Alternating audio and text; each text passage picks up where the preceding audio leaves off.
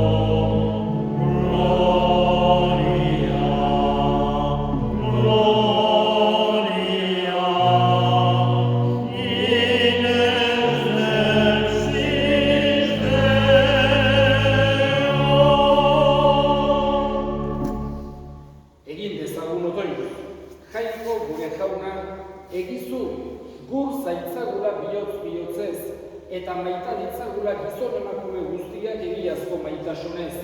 Zure seme Jesu Kristo gure jaunaren bitartez, zurekin eta Espiritu Santuarekin batean, jainko eta errege bizi baita, gizaldi eta gizaldietan. Amen.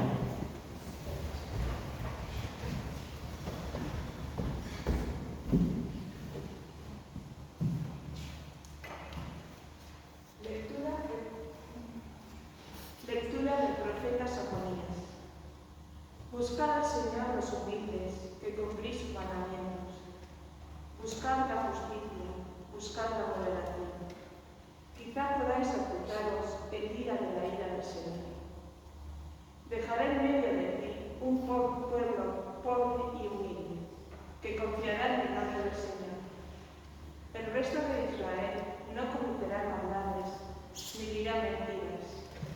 Ni se hallará en su boca una lengua embustera. Pastarán y se entenderán sin sobresaltos. Palabra de Dios. Vamos,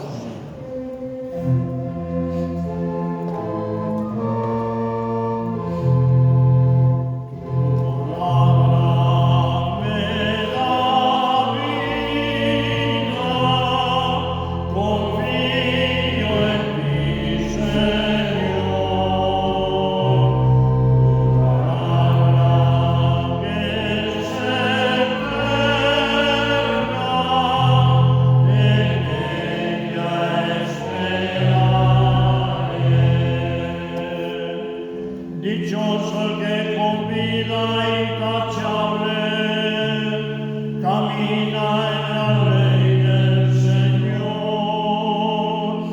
Dichoso el que guardando sus preceptos lo busca de todo corazón. Tu palabra me da vida.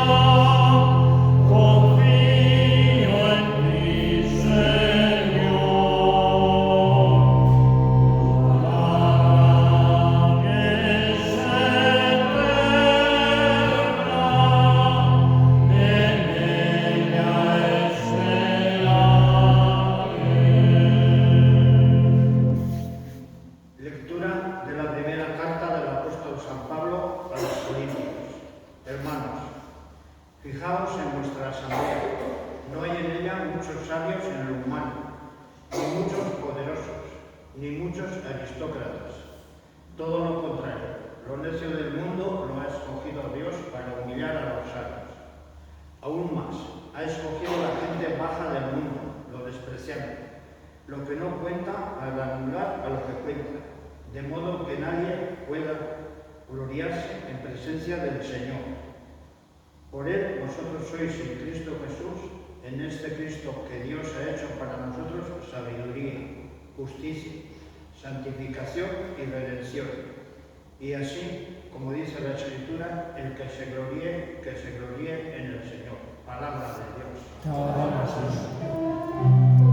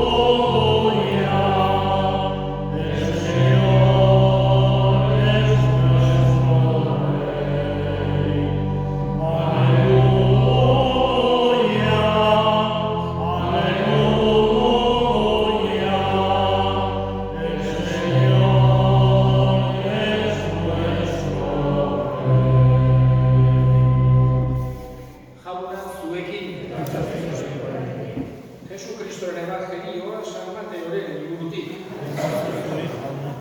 Aldi hartan, jende taldea ikusirik mendira igo zen Jesus, eta eseri zenean bere ikasleak inguratu zitzaizkion, eta berak honela erakusten zien.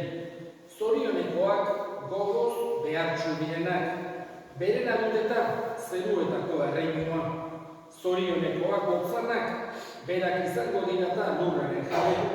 Zorionekoak negar egiten dutenak, poztuak izango baitira. Zorionekoak zuzentasunaren gose eta egarri direnak, aseak izango baitira.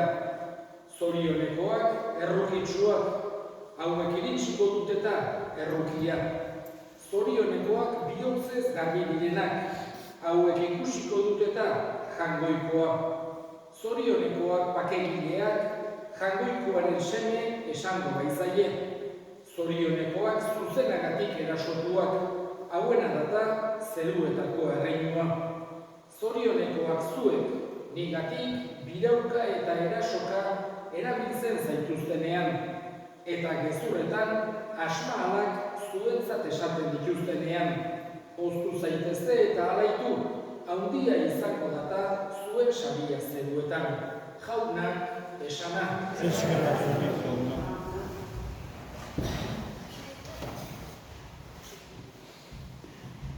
Jesusek batez ere parabola kontatzen zituen, eta parabolekin batera ere evangeliotan bere zenbait hitzaldi agertzen zaizkigu. Berak erakuste baizuen, esan genezake, jangoikoaren erreinua hots egiten baizuen, herri batetik bestera, garai haietan, jendeak zerbait entzun ahal izateko modu bakarra bertaraino joatea zen. Eta Jesus batetik bestera ibiltzen zen. Gaur egun, telebistatik, edo internetetik, edo modu asko daude ibiltzeko, baina garai hartan modu bakarra bertara joatea zen.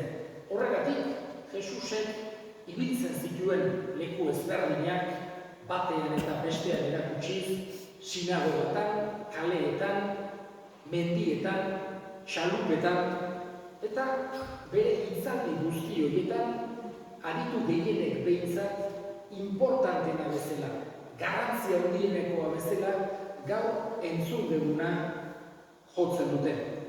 Zoriontasunena. El discurso más importante de Jesús, al menos la mayoría de los que estudian las Sagradas Escrituras, consideran que es el de las bienaventuranzas, el que acabamos de escuchar en el Evangelio de este domingo. Podemos decir que Jesús quiere marcarnos, por un lado, cuál es el camino para la felicidad. Jesús nos quiere enseñar qué es cuál es la voluntad de Dios para nosotros. Quiere que tengamos claro que Dios nos quiere y por eso nos ha creado. Y como nos quiere, quiere para nosotros lo mejor. Quiere para nosotros la felicidad. No hay ningún ser humano, por distinto que piense, por lugar distinto que habite, por distinta cultura o pensamiento o incluso religión que pueda tener, que no desee ser feliz. Por caminos distintos, muchas veces incluso contradictorios, pero todos los seres humanos buscamos esta felicidad. Y Jesús, el discurso más importante precisamente que hace, es sobre este. El fin del ser humano es buscar esa felicidad y Jesús nos marca el camino para esta felicidad. Vemos muchas veces que la felicidad de Jesús no es algo de un momento, no se basa en estar bien en un momento y después mal, ni siquiera se basa en algo solamente para uno solo, para nosotros mismos. No se trata de una felicidad egoísta. Vemos que Jesús, la felicidad que nos enseña, es una felicidad con perspectiva social, para bien de todos. Y tampoco se refiere a una felicidad solamente de esta vida. Nos habla Jesús de una felicidad para toda la eternidad. Son un poco las características de ese camino que nos muestra Jesús. Es un camino no solamente para este mundo, pero también para este mundo. Tampoco tenemos que pensar que Jesús no aprecie o tenga en muy poco la vida de este mundo, sino que al revés, cuando vemos sus enseñanzas, vemos sus ejemplos, vemos las acciones que él hace, vemos que estima profundamente este mundo, las cosas creadas por Dios, la naturaleza, la salud de las personas. Vemos que le da una importancia muy grande, una parte muy importante de su acción en este mundo era curar a aquellos que estaban enfermos, era tratar de aliviar a aquellos que estaban sufriendo y enseñó a sus discípulos a tratar de vivir de esa manera. También busca esa justicia social de ayudar a aquellos que eran más pobres, tratar de que unos y otros compartiésemos para que podamos vivir todos mejor, etc. Y en este contexto en el que Jesús nos habla de la felicidad, nos hace este sermón en la montaña, en aquella montaña de Galilea que Jesús subió y desde allí hablaría a una gran muchedumbre, seguramente gritando para que oyesen bien, y les dice cuál es este camino de la felicidad. Les dice que tienen que tratar de ser pobres de espíritu, les dice que tienen que ser mansos y humildes, les tienen que decir que tienen que tener hambre y sed de la justicia, que hay que ser misericordiosos, que hay que ser limpios de corazón, que hay que ser amantes o factores de la paz, que hay que buscar siempre aquello que es justo. Ese es el camino que nos está marcando Jesús para esta felicidad, como digo, no solamente individual, porque una persona, si está bien y alrededor todos están mal, tampoco puede ser feliz, y tampoco solamente para este mundo, pero también tiene, sin duda, un gran reflejo para este mundo y para cada persona individual también. Le pedimos a Jesús que nosotros tratemos de vivir por este camino, que tratemos de buscar esa felicidad verdadera, no solamente, como decía, de una forma individual o egoísta, sino buscando también el bien de los demás. Jesús nos ha enseñado que hay más alegría en dar a los demás que en recibir, y por eso quiere que tratemos de vivir con esta mentalidad, con este camino que Él nos ha marcado. Eskatzen diogu da Jesusi, erakus dezaigula, bere argia, bere grazia eman dezaizkigula, modu hontan saia gaitezen, gu zoriontsu izaten, eta gure ingurukoak ere zoriontsuago egiten. Creo en Dios Padre Todopoderoso, Creador del cielo y de la tierra. Creo en Jesucristo, su único Hijo, nuestro Señor, que fue concebido por obra y gracia del Espíritu Santo, nació de Santa María Virgen, padeció bajo el poder de Poncio Pilato, fue crucificado, muerto y sepultado, descendió a los infiernos, al tercer día resucitó de entre los muertos, subió a los cielos y está sentada a la derecha de Dios Padre Todopoderoso. Desde allí ha venido a juzgar a vivos y muertos. creo en el Espíritu Santo, la Santa Iglesia Católica, la comunión de los santos, el perdón de los pecados, la resurrección de la carne y la vida eterna. Amén. Elevemos ahora nuestras súplicas al Señor. Pedimos especialmente por la unidad de los cristianos que hemos estado pidiendo durante toda la semana, para que todos los que reconocemos a Jesús como nuestro buen pastor estemos unidos en el mismo rebaño. Roguemos al Señor. Pedimos también por todas aquellas personas que sufren, que están tristes, para que encuentren fuerza en Dios, ayuda en el prójimo. Roguemos al Señor. Escucha, Padre, la oración que te dirigimos por Cristo nuestro Señor. Amén.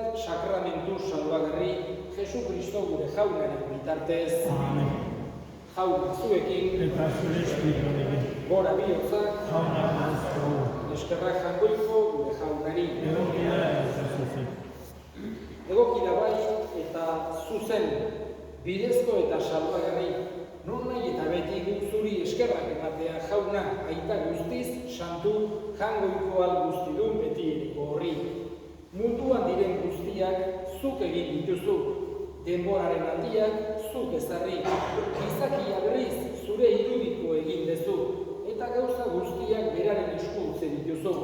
Zuk egindako guztien nagusi izan dadin zure izenean, eta zure egintza miragarrietan beti zu gora zaintzan Jesukristo gure jaunaren bitartez. Horregatik, guk ere, aingeru guztiekin batean, goresten zaitugu pozez abesten dizugula.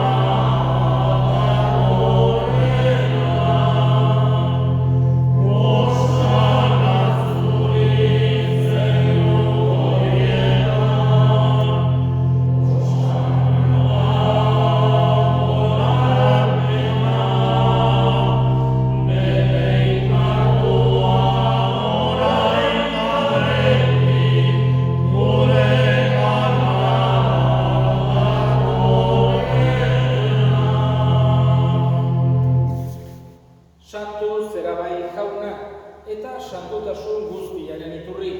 Egitzazu bada santu ogiako hauek zure espiritu gaixuriz, Jesu Kristo gure jaunaren gorputz eta odol egin daitezen guretzat.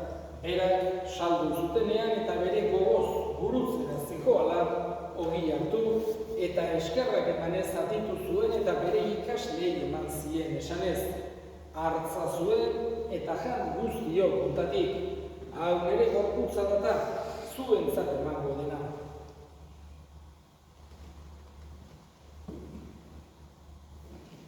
Era berean afalondoan kaliza harturik, berriz ere eskerrak emanez bere ikaslei eman zien esanez. Hartza zuen eta edan guztiok kontatik. Hau nere odolaren kaliza data, itun berri eta betikoaren odola. Zuentzat eta askorentzat pekatuak barkatzeko isuriko dena. Egizue hau nere oroigarri.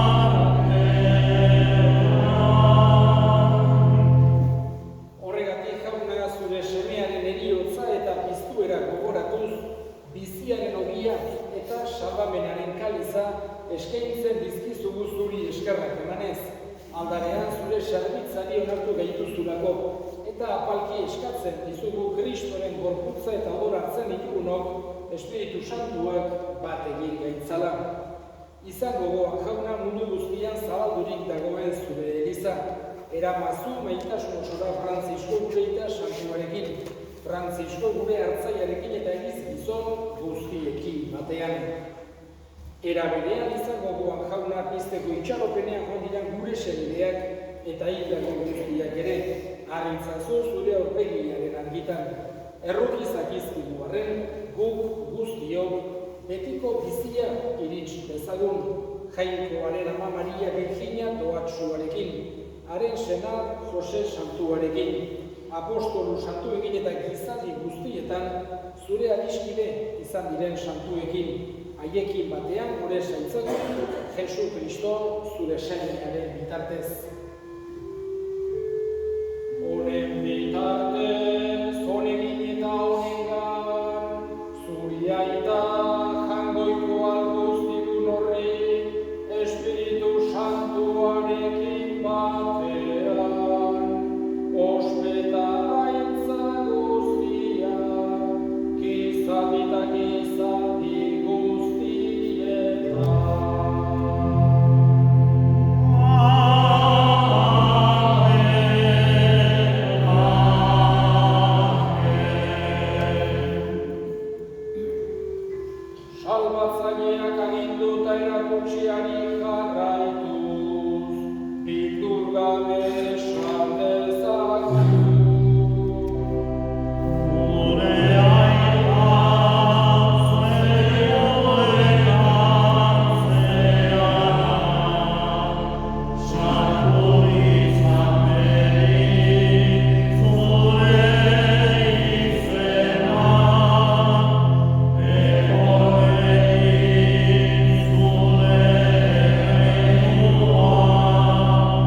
Yeah.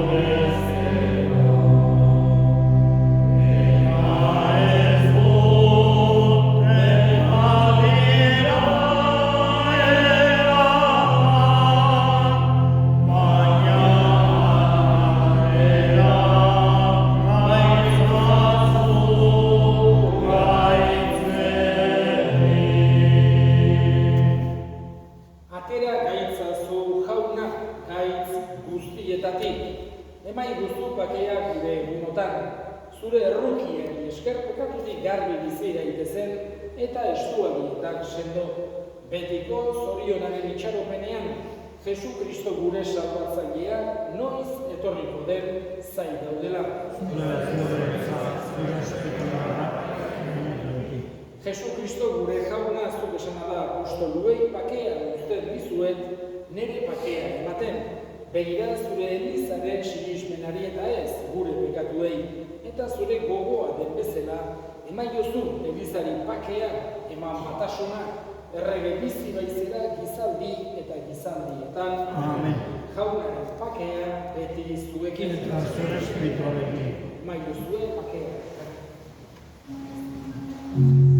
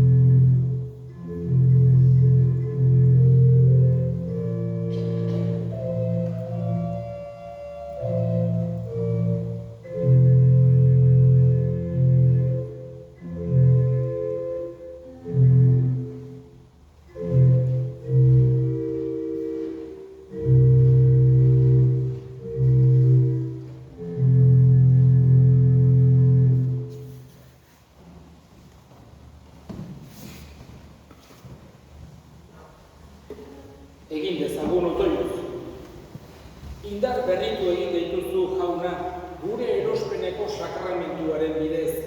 Egizu, beti ereko salamenaren janari hori esker, egin dezagula beti aurrera, egiazko fedean. Jesu Kristo gure jaunaren bitartez. Amén. Ohar bat, aviso esta semana, tendrán lugar las celebraciones de la Candelaria y de San Blas, y las misas de la tarde, a las 6 de la tarde, 6:30 de la tarde en las monjas, tendrán lugar en las mismas las bendiciones, el jueves de las candelas y el viernes de los alimentos de San Blas para los que queráis. Jauna zuekin, medika zaitzatela jainko guztia duna gaitak eta semeak eta Espiritu Santuak Amén. zoazte jaunaren pakean. Eskerrak